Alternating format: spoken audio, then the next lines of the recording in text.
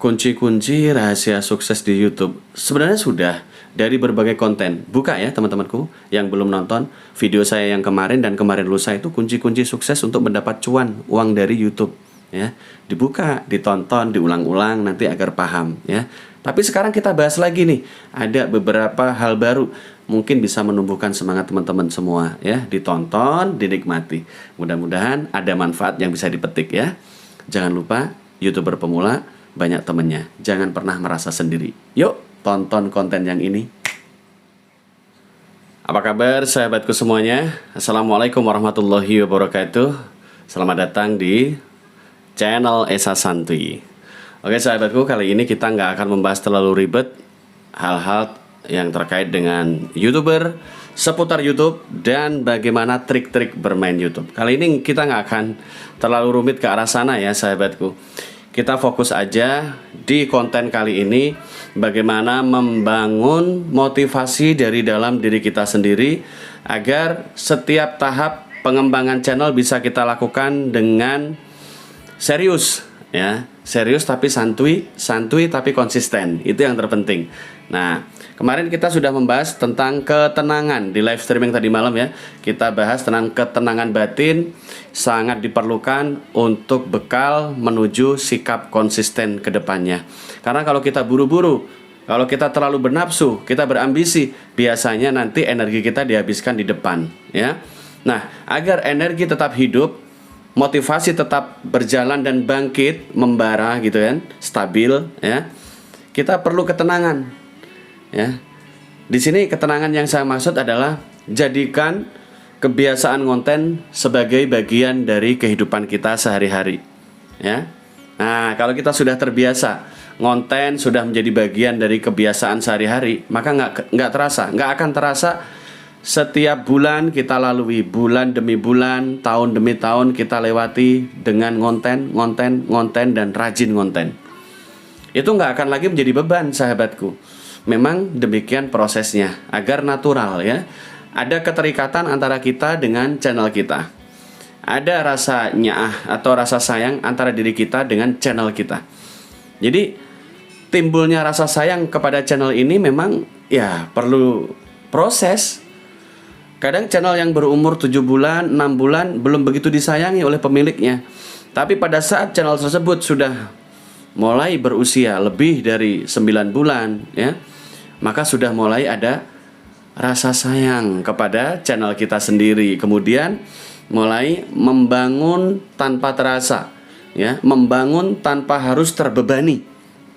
Membangun channel tanpa harus terbebani ini butuh waktu. Di awal-awal ya tentu terbebani. Subscriber masih sedikit ya, melihat jam tayang masuknya masih belum maksimal. Ini kan juga menjadi beban pikiran. Ya, diakui atau tidak diakui itu jadi beban. 1 bulan pertama, 2 bulan pertama, 3 bulan pertama, ini adalah masa-masa berat bagi seorang konten kreator pemula untuk mempertahankan eksistensi dan motivasinya. Itu masa-masa rawan, masa-masa rentan sahabatku. Nah, namun apabila teman-teman bisa melewati 4 bulan, 5 bulan pertama dengan penuh perasaan ringan, kegembiraan, maka teman-teman secara tidak langsung sudah memasuki tahap penyatuan. Tahap penyatuan dengan channel.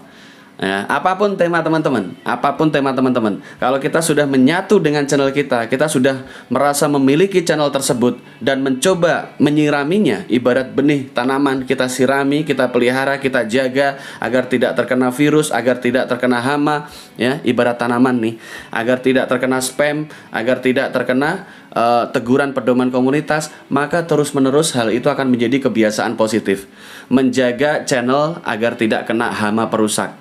Apa itu hama perusak? Spam ya. Nah, jadi hindarkan dari hal-hal seperti itu. Nanti sudah menjadi kebiasaan. Komentar juga tidak copy paste, tidak salin tempel. Kita sudah mulai hati-hati. Nonton dan berkomentar di video teman kita juga nanti durasinya bagus ya. Tidak nonton hanya 0,30 detik langsung nulis komentar ya. Kebiasaan-kebiasaan negatif seperti itu lama-lama akan hilang. Pada saat kebiasaan yang negatif tersebut hilang, maka perlahan tapi pasti kita sudah mulai mau saling kunjungan dengan durasi yang bagus, sehingga efek positifnya pada video teman-teman juga tersebar ke subscriber dari video-video yang kita kunjungi dan kita tonton tersebut.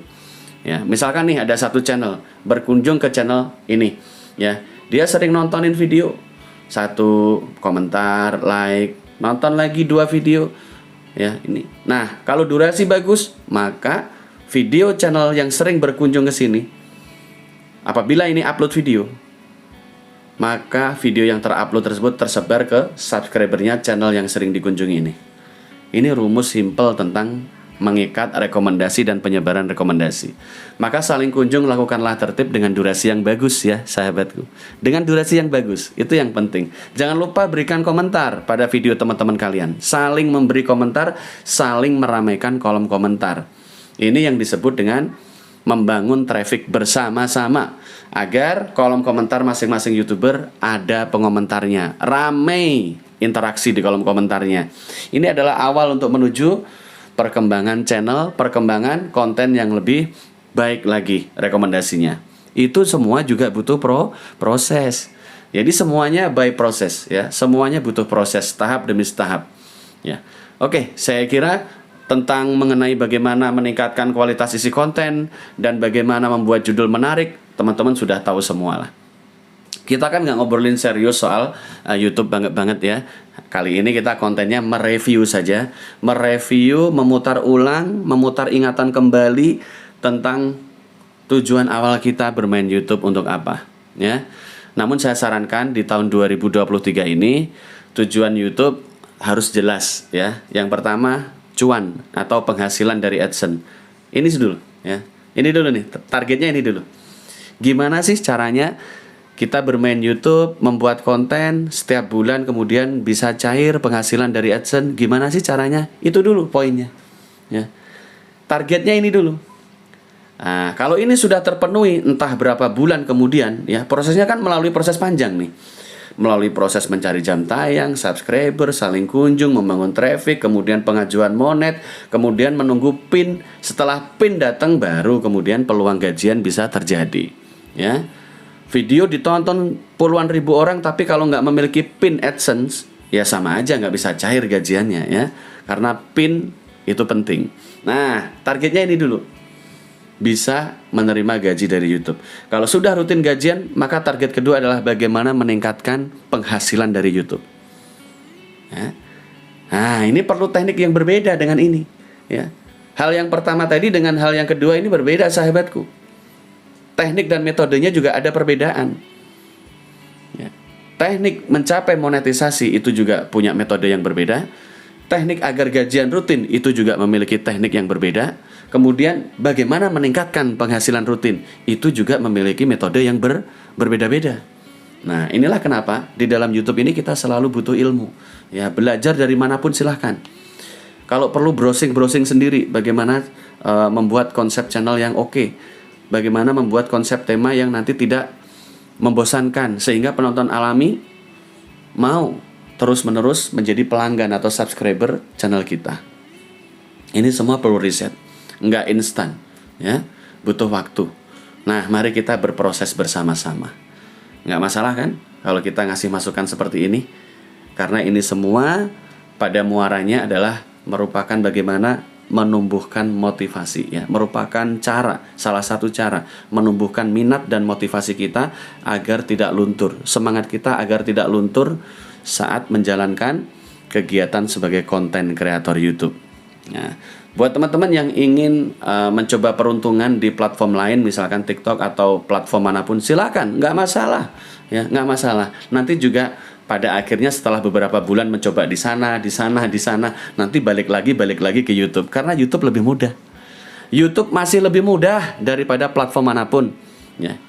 Pegang ucapan saya, YouTube ini lebih mudah loh daripada platform lainnya, ya. Di sini di YouTube ini kalian nggak dikejar-kejar mesti target begini, enggak, santai aja, ya. Syarat monet pun bisa dilalui dengan santai dan alami kok, ya. Mencapai 1000 subscriber, 4000 jam tayang, bahkan syarat 500 subscriber dan 3000 jam, ini kan sudah mulai perlahan-lahan berjalan masuk. sehingga teman-teman punya banyak opsi untuk mencapai monetisasi, ya. Penghasilan di YouTube juga begitu, banyak opsi, dari fitur funding, dari iklan, uang iklan, ya, kemudian dari endorse, kemudian dari YouTube Shop yang sudah mulai banyak, ya, mulai banyak diterapkan di beberapa negara. Bisa berdagang lewat channel sendiri, ya. Kalian punya dagangan, kalian punya produk, bisa kalian pasarkan dengan YouTube Shop. Ini bertahap terus, ya. Sumber penghasilan bukan hanya itu, ya. Banyak lagi dan akan terus bertambah pintu-pintu penghasilan dari celah pendapatan yang dibuat oleh YouTube. Fitur-fitur untuk membuka peluang lebih lebar bagi konten kreator YouTube menghasilkan uang. Nah, ditunggu saja, tenang, dinikmati dulu sekarang. Dinikmati dulu sahabatku. Sambil terus saling kunjungan membangun traffic. Oplos, boleh, oplos, ya. Rutin lakukan oplos. Oplos yang benar dengan channel-channel cadangan. Disiplin, konsisten, rajin. Oke? Itu saja ya sahabatku, semoga bermanfaat. Wabillahi taufiq wal hidayah. Wassalamualaikum warahmatullahi wabarakatuh. Semangat untuk maju bersama.